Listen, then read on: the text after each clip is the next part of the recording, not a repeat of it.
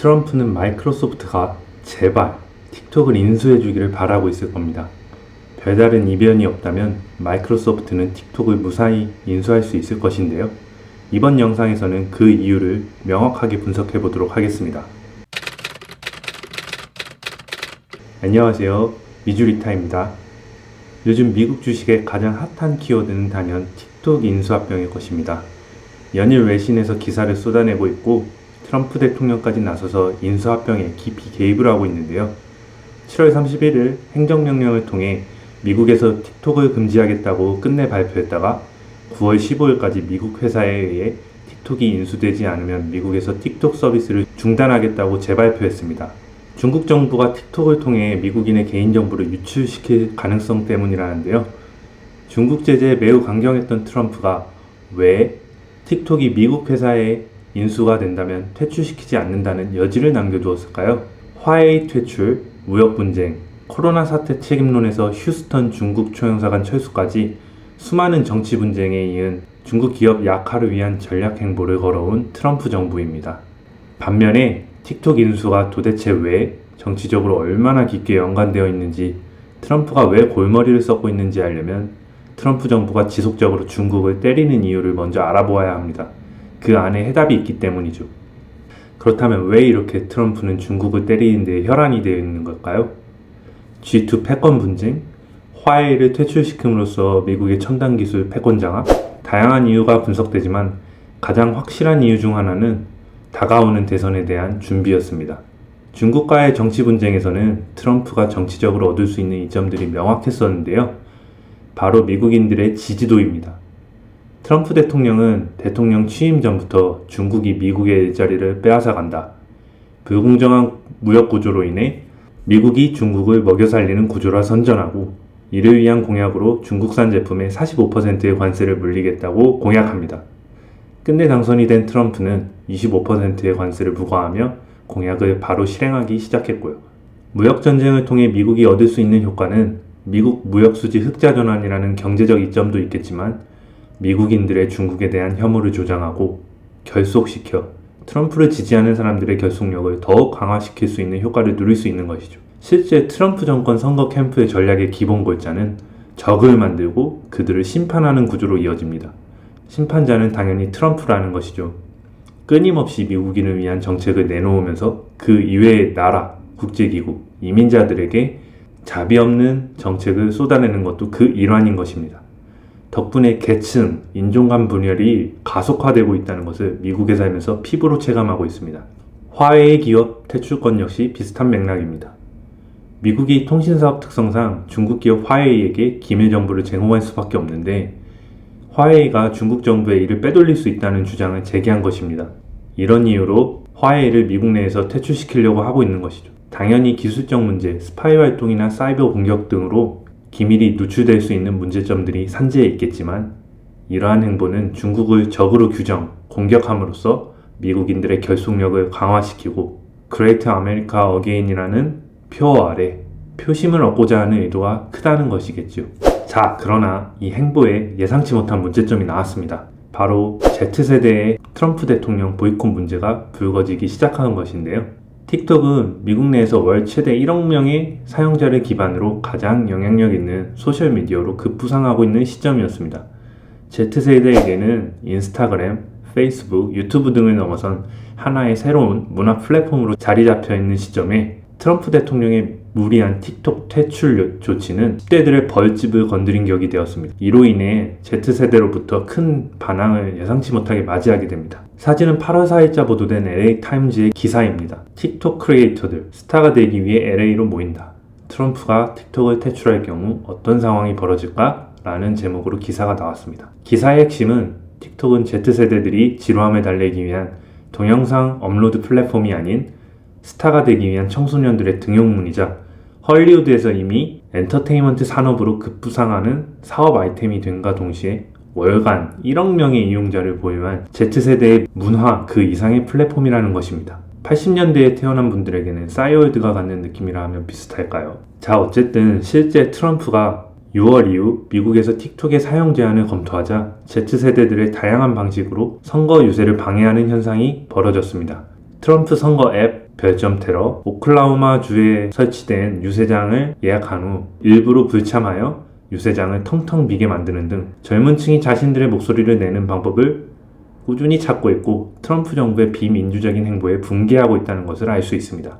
11월 3일 대선에 사활을 걸어야 하는 트럼프에게 만 18세 이상 Z세대의 표심을 잃는 것은 치명적일 수밖에 없습니다. 안 그래도 모든 언론의 여론조사 결과에서 조 바이든에게 뒤지고 있는 상황입니다. 이렇게 상황이 좋지 않은데 선거 결과에 악영향을 미칠 행위를 더욱이 할 수 없는 것이죠.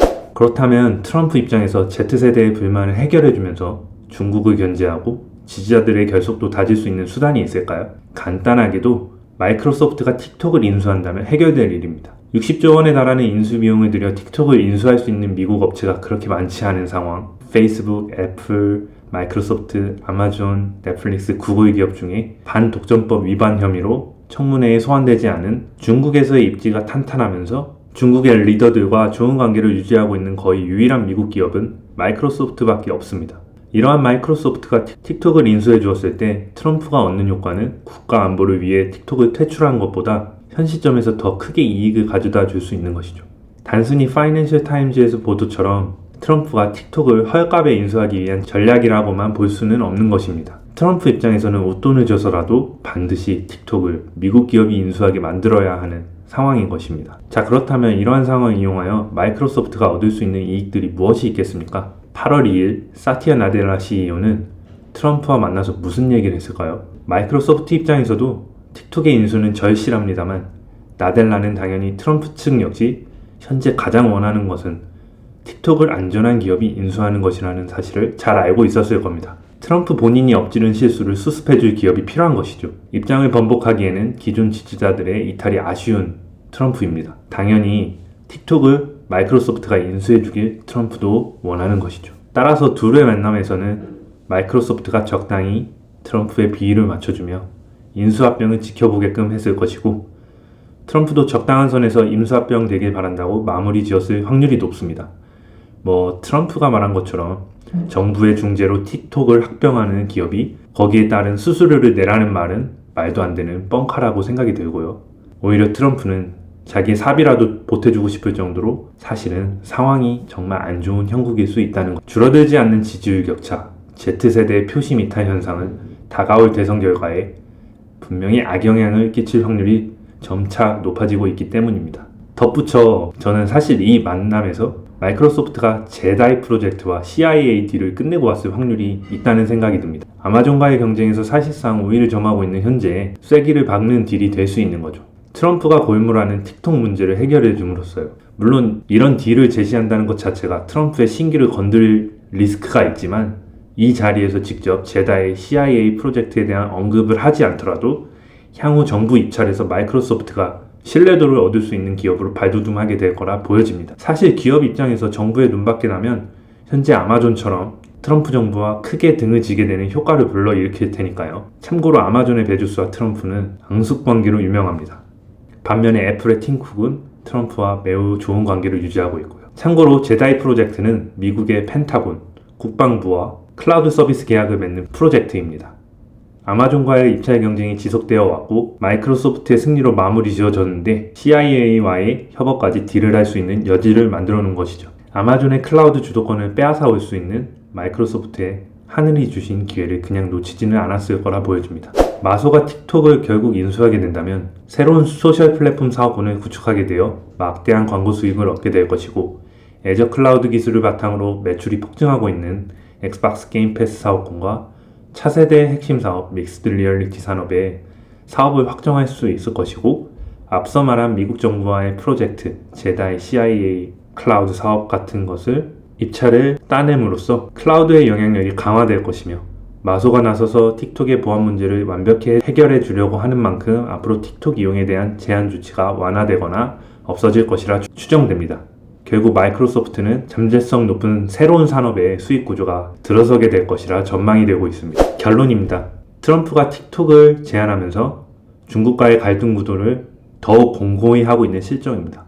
그러나 이는 사실 11월 3일의 대선을 위한 포석이라고 보는 관점에서 결국 Z세대의 이탈은 트럼프의 계획에 큰 차질을 빚어내고 있는 상황입니다. 이를 해결하기 위해선 가장 좋은 방법은 역시 틱톡의 제한을 두지 않는 것인데 국가기밀 안보 문제에 대한 입장을 번복하지 않으면서 Z세대의 표 이탈을 방지하기 위해선 역시 미국 기업이 틱톡을 인수하게끔 하는 것이 가장 좋은 방법인 것이죠. 따라서 트럼프는 마이크로소프트의 협상력을 기대할 수밖에 없는 실정이고 9월 15일까지 기한을 준다는 식으로 발표한 것입니다. 사실 인수합병을 가장 바라는 것은 트럼프일지도 모릅니다, 여러분. 마이크로소프트는 큰 이변이 없는 한 틱톡을 인수할 것이라 생각됩니다. 정부는 보이지 않게 계속 지원할 것처럼 보이고요. 이번 영상은 어떻게 도움이 되셨나요? 주어진 자료를 바탕으로 나름 합리적으로 추론해보려 노력해보았습니다만 잘 와닿았을지 걱정이 되기도 합니다. 그래도 제 영상이 만족스러우셨는지 어느새 1100명이라는 구독자분들이 생겼네요. 정말 감사합니다. 좋은 영상으로 항상 보답할 수 있는 미주리타가 되겠습니다. 시청해주셔서 감사합니다. 한국은 집중호우로 난리인데 피해 없이 모든 주주님들 무사하시길 기도하겠습니다. 감사합니다.